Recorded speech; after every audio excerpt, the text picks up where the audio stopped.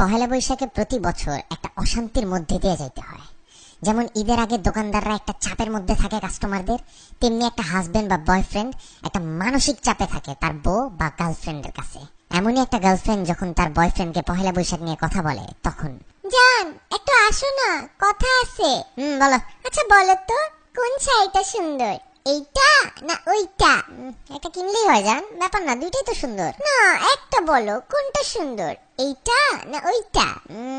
দুইটাই তো সুন্দর মনে হইতেছে, এইটা একটু বেশি সুন্দর, এইটা নাও।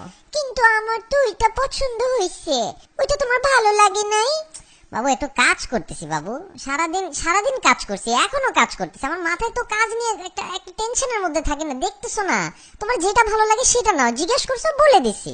কিন্তু তুমি যেটা বলছো ওইটার তো দাম বেশি, আর আমি যেটা পছন্দ করতেছি এটা ওইটার থেকে একটু কম দাম। আরে বাবা যত দামই হোক নাও না বাবু, ভালো লাগলেই নাও, দাম দিয়ে কি, যেটা ভালো লাগে ওইটা নাও। বলো না কোনটা নিবো, এমন করো কেন?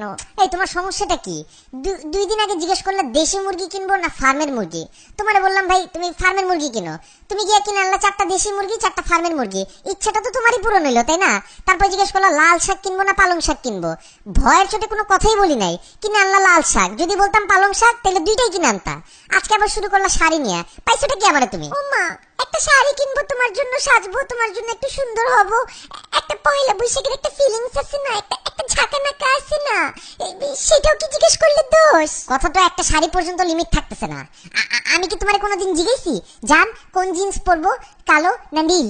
জান কোন টি শার্ট পরবো, হাফাতা না ফুলাতা? জান কোন জুতা পরবো, এটা পরবো না ওইটা পরবো? জিজ্ঞেসি তোমারে কোনোদিন? ভালোবাসি দেখেই তো জিজ্ঞেস করি তোমাকে, এমন করো কেন? জান জিজ্ঞেস করার তো একটা লিমিট থাকে জান, তুমি তো এই লিমিটের গোষ্ঠী উদ্ধার করে ফেলছো। আমি তো ফোন কিনছিলাম কাজের জন্য, কিন্তু আমার মোবাইলটারে তুমি একটা দোকান বানাই দিছো।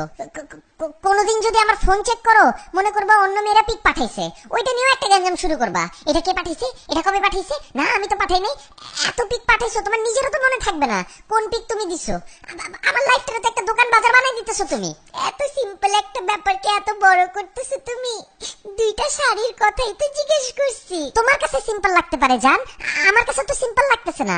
তোমার কাছে 2টা শাড়ি, আমার কাছে তো 2 কোটি শাড়ির সমান লাগতেছে। বলতেছি এটা কেন, তুমি বলতেছো ওইটা কেন না।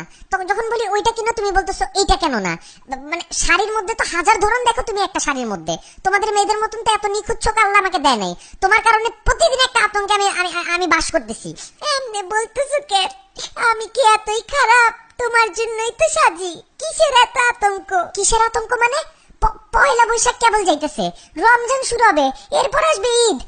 আমি যদি আজকে পরকিয়া করতাম এত আতঙ্কে থাকতাম না যতটা তোমার প্রশ্নের আতঙ্কে থাকতো আমার। প্রত্যেক দিন একটা নতুন আতঙ্ক নিয়ে আসো। তোমার পায়ে পড়ি যান, তোমার যেই শাড়ি পছন্দ সেই শাড়ি কিনো, তুমি কলা পাতা পেঁচাও যদি পরো আমার কাছে ওইটাও সুন্দর লাগবে। দূর, একটা ফালতু তুমি, যাও তো, মুডটাই নষ্ট করে দিলা, অসভ্য কথাকার।